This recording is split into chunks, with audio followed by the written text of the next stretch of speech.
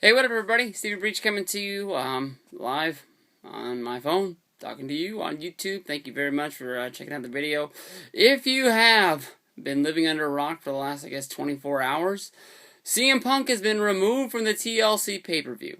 What I guess most people would think was that, WWE would say, hey, we don't have our champion, we're going to make a champion. And that's not what they're doing. They're going to keep the belt on Punk. He gets to escape. And keep that streak rolling of 365 plus days with this title. He'll roll, I guess, automatically into the Royal Rumble, as some people would think, to fight The Rock. But he might escape fighting at the TLC pay-per-view. But I'm thinking, since this is not a big knee surgery as first thought, it is just a normal knee scope, which will just keep him out a couple weeks, and they want to keep him off the TLC pay-per-view to make sure that he can be better in the future. They're going to give him that extended rest period. I am guessing that Ryback will get his shot at the first Raw of the year. As most people can remember, most Raws that kick off the year, kicking back in the day, Mick Foley won his first WWE Championship, or WWF Championship, on the first edition of Raw, which was the same night as the Finger Poke of Doom. I can remember 2 years back, Morrison vs. Miz was on the first episode of Raw. That was a great episode of Raw that came, I believe, from Phoenix. That was a damn good show, and I think a lot of people thought that was going to be the real beginning of Morrison. He more than likely he lost the match, but he wasn't going to be getting a shot at the Chamber or at Mania. But I really thought that was the guarantee that he'd be getting the title as soon as possible after Mania. That never happened. But I'm sure if you look back, a lot of the first Raws of the year have always been real good ones to sort of kick off the year. And also, most people think that the road to WrestleMania begins the night after the Royal Rumble or the Royal Rumble. I always think that it sort of begins that first Raw of the new year, because you're gearing up to get into the Royal Rumble. If you're not even a lot of times they do qualifying matches. If you don't get in the Rumble, you never really even have a chance to get into your road to WrestleMania, at least for the title shot. So a lot of those first Raws really do count, even if they are putting Ryback versus JTG with a shot at the Royal Rumble in there. I mean, if you're not in it, you can't compete. But basically, back to it. They pulled CM Punk. They're going to slide Ryback over. They're putting him to a 6-man tag. It's not even a guarantee, really, that CM Punk versus Ryback was going to be the main event. Some people thought it was. Some people also think that it would be a TLC match between John Cena against Dolph Ziggler. You got to think of who really is the main star and who the main event is going to be. For months and months, Punk has had that title. And for months and months, Cena has been the main guy, no matter what it's been. Taking the main event slot on pay-per-views, whether it's versus the Big Show or versus John Laurinaitis. So many times he's taken that slot, and and Punk's been sitting in the back seat, so we don't even really know, what really would have been the main event. But this is a real good thing, because you don't really want Ryback, your new. I guess he's not really a monster because he's a good guy, but he doesn't have to do that third job in a row. He lost the Hell in the Cell, he lost the 3-way, and then they put him right back in there because they want to capitalize on it. But I think everybody in the world knew that he wasn't going to beat CM Punk, and he wasn't going to go on and fight The Rock. The money is all in, Punk versus Rock, so that's where they're going to go. Even if they do that first match. To kick off the year, like I'm predicting on Raw. Who knows what the hell, they're going to do there. But, this way, you can have, Ryback, pretty much beat up the Shield with the help of Hell No. I don't even think I said what the match was. I think everybody knows by now. But if you don't, you'll find out on Friday when you watch the SmackDown. So these are the spoilers for you. But it's just a match, so I'm not really giving too much away. But Team Hell No is going to team up with Ryback, and they're going to fight the Shield, the badass Shield. I love those guys. Like I was saying earlier, there's not many things that's happened on wrestling, and I wanted to watch it every day over and over again. But that interview they did with the Shield on the last episode of Raw, and then also if you sort of watch the slow drawing attack that they did of Hell No to kick off Raw this week, where they started way back in the back of the arena, and they slowly crept and crept and crept until they finally get there. You know, you knew they were going to do it, but at the same time, they were going so slow, you were sort of like, are they going to? Are they going to? And then, bam! They kicked their ass. But the Shield, it's some good hot shit right now, but, you know, they're basically going to have to do the job, and Ryback's going to look good. And because, you know, there's no title shot for him in the future, you have to slide him in more than likely to the Royal Rumble. A lot of people have him as the pick to win it all and then sort of go after the World Heavyweight Championship. I got 1,000 things going in my mind. I don't even really know where to go. I mean, that would be a good thing. I don't know who, you know, he could fight. That would be a good match on paper. If you know, Ziggler's going to have that title at the time, and it'd be Ziggler versus Ryback.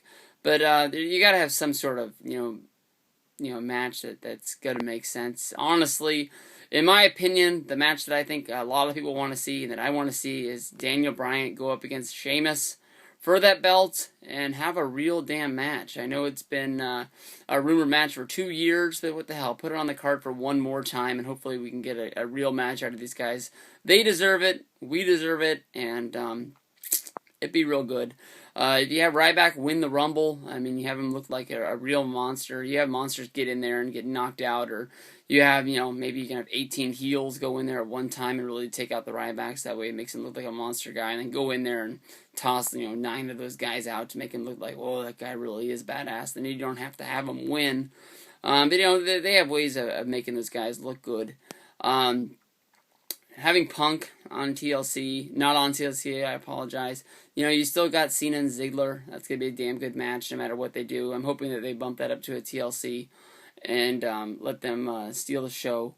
You know, you can still put the briefcase on the line if that's what they're going to do. And even with the main event, it's going to look even better if they put Ziggler over, which I was thinking they were going to do. But now that this is more than likely going to definitely be the main event, maybe Cena does take it, you know, and Cena does take that briefcase, and people are saying you can't challenge The Rock because that's for the World Heavyweight title. It's not like WWE hasn't changed the rules. Yeah, if you're making prediction videos on what's going to happen, maybe you should stay between the rules. But, you know, it's Vince's game, and Vince is going to do what he wants to do. And, you know, if Vince, you know, wants Cena to challenge it, he's going to act like, you know, there are no rules with that, and there wasn't a red briefcase and a blue briefcase, and he can challenge for any title he damn well wants when he wants to, because he's John Cena. And maybe that's going to happen. I think that's a sort of a cheap way to get it in there.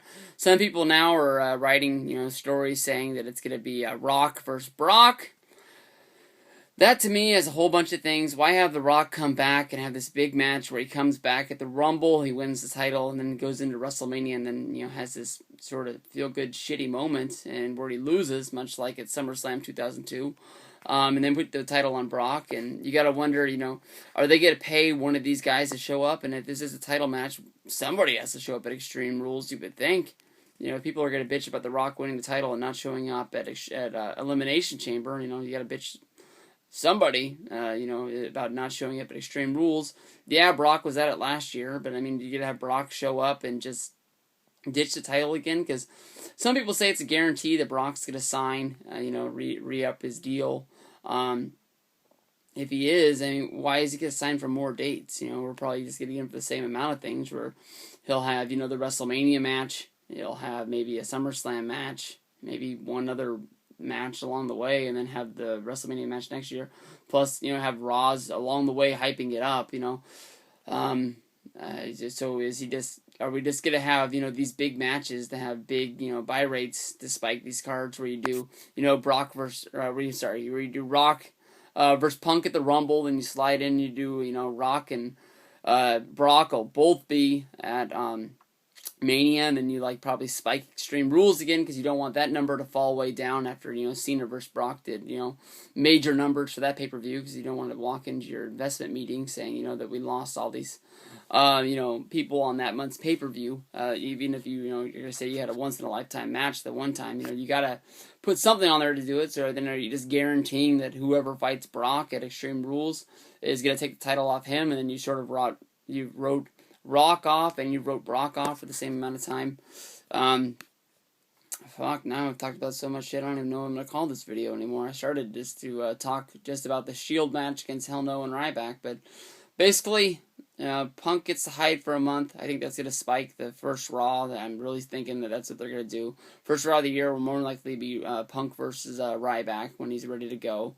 You got Ryback looking good, where he's going to be able to squash some people and really look good on pay-per-view. Plus, Team Hell No gets a good featured spot on the card. We're short of losing a tag title match along the way, but you can always do a number one contenders match, which the primetime players should win, and I'll guarantee they win right now because they are the best thing going in WWE today, in my opinion. And whatever they're gonna do with Rock once he wins that title from Punk. Because, I don't know, I'm really hyped, and I really think it would be a real good thing, but why bring The Rock back not to win that title? And, have him say that his goal for the year was to win the championship and not win the championship, and then show up at WrestleMania, and people don't even really want him to fight Cena. Who the fuck's gonna get a fight and not be a title match? And people care about it. He used to do Rock versus Brock, and it's not going to be a title match. I guess you have a whole bunch of people watching, a whole bunch of people looking, and you don't have to worry about what the title's going to do the next month. But we'll have to see. That's what's the fun thing about it. We're coming up. It's right around the corner, January, the road to WrestleMania, when it all begins. Maybe that's what I'll call this video. Thanks, everybody. Have a good night. Peace out.